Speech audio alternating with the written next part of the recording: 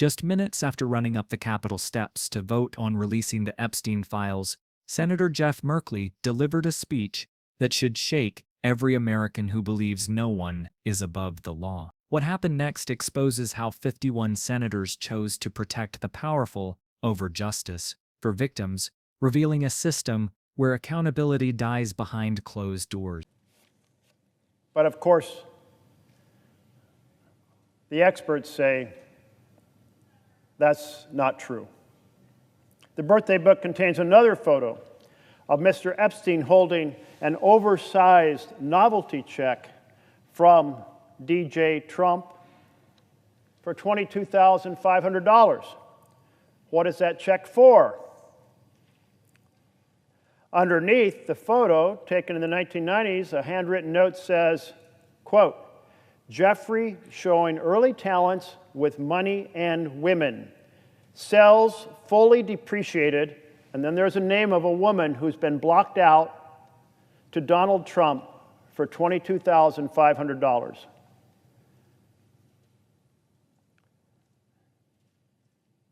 I don't know if a woman was sold to Donald Trump for $22,500.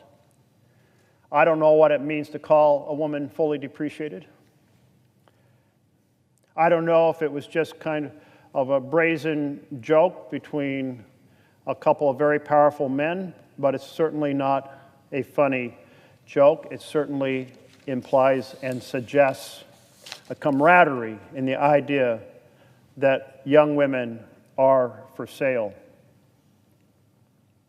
On July 15th, House Speaker Mike Johnson told CNN, "We should put everything out there and let the people decide it." Well, actions are more powerful than words.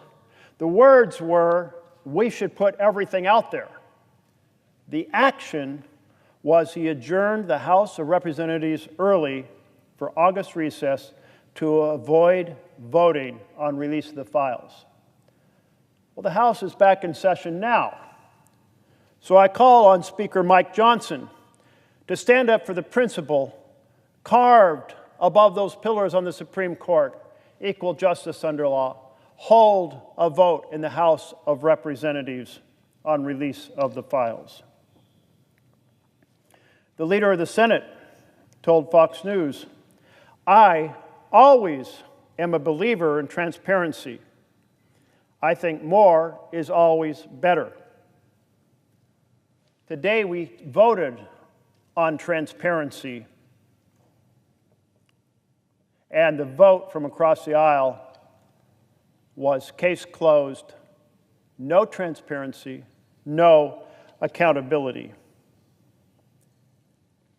I certainly agree with the sentiment. It's time to put everything out there.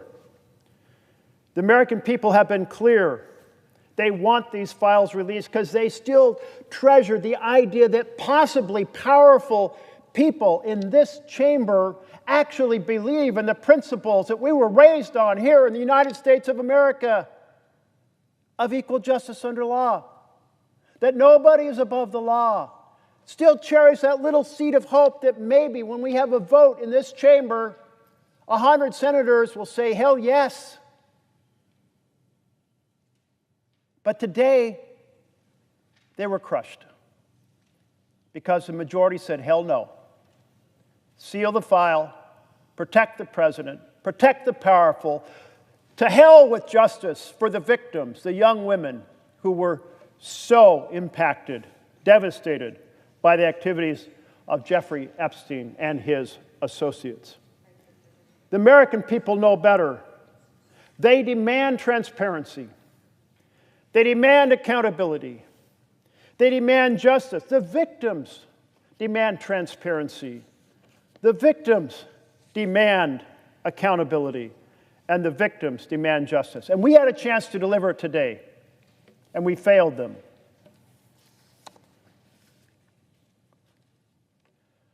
My bill, which was introduced as the amendment by Senator Schumer, requires the Attorney General to release all materials and records related to Jeffrey Epstein and Ghislaine Maxwell, including the flight and travel records, the names of individuals, the names of businesses and nonprofits and other organizations, any immunity deals, any non-prosecution agreements, any plea bargains, any settlements, internal Department of Justice communications about decisions to charge or not charge those involved, all communications about attempts to conceal information or documents, and any documentation related to Mr. Epstein's detention or death.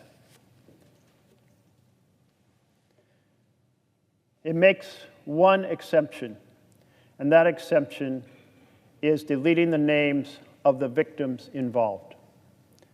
They should only be named if they choose to come forward.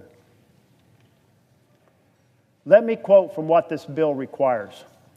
No record should be withheld, delayed, or redacted on the basis of any of the following: embarrassment, reputational harm, political sensitivity, including any government official, public figure, or foreign dignitary. But it will redact names of the victims and underage witnesses, including their personally identifiable information, depictions of their abuse, or information that would jeopardize an active federal investigation or national security. This was carefully crafted with the insights of law enforcement to hold people accountable and redact only what was necessary to protect either an ongoing investigation or to protect the victims. We had a chance to do the right thing today, and 49 senators said do the right thing, and 51 said no and tabled this bill. I hope my colleagues who voted to table the bill today will search their hearts and come back and say, bring it up again, because I want to be on the right side. I want to be on the right side of the principle. I want to be on the right side of the victims. I want to deliver on that little seed of hope that somehow, when push comes to shove, some powerful men in this chamber will hold other powerful men accountable. On behalf of every citizen who shares that vision across our country, who believes in the words carved above the Supreme Court, I and others will continue to press for accountability, for transparency, for justice.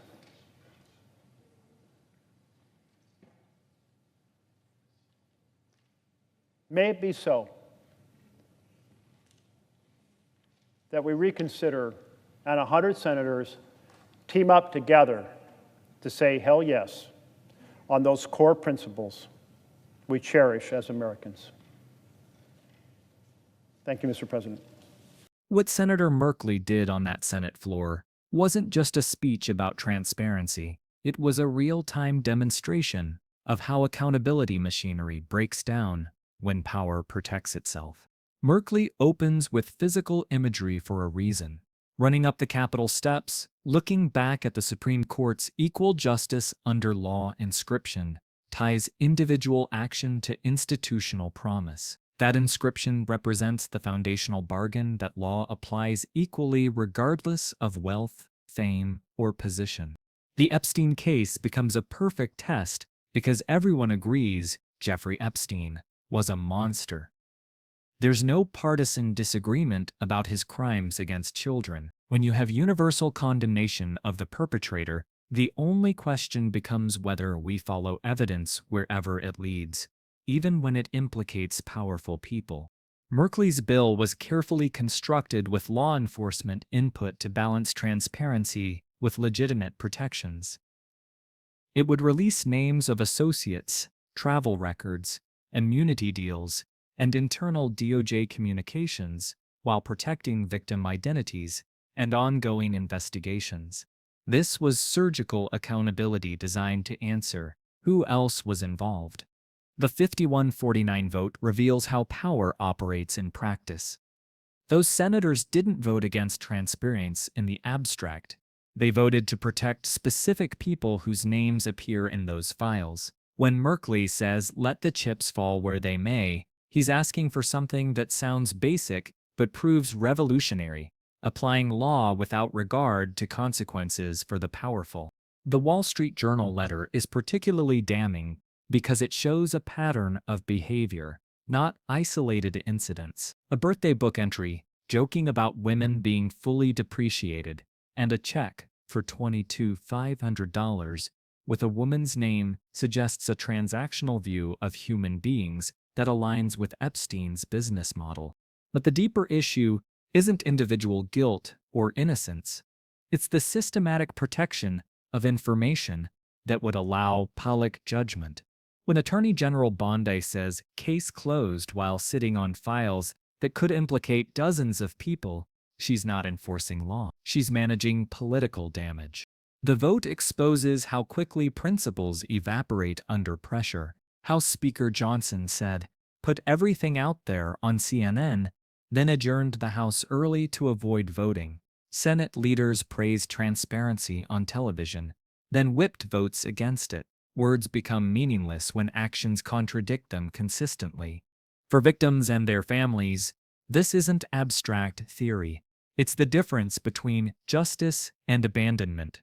When powerful people suppress evidence by controlling government levers, the message to victims is clear: your suffering matters less than their reputations. Merkley's speech succeeds because it connects procedural votes to moral choices. Every senator who tabled that bill chose whether accountability applies to everyone or just people without political protection. They chose protection over justice. The lasting damage isn't just to this case, but to the principle itself. When institutions repeatedly choose power over justice, public trust erodes and the entire system loses legitimacy. Citizens stop believing equal justice under law means anything. Democracy survives when those with power hold each other accountable. When they refuse, it dies quietly in committee room and procedural votes that most people never hear about.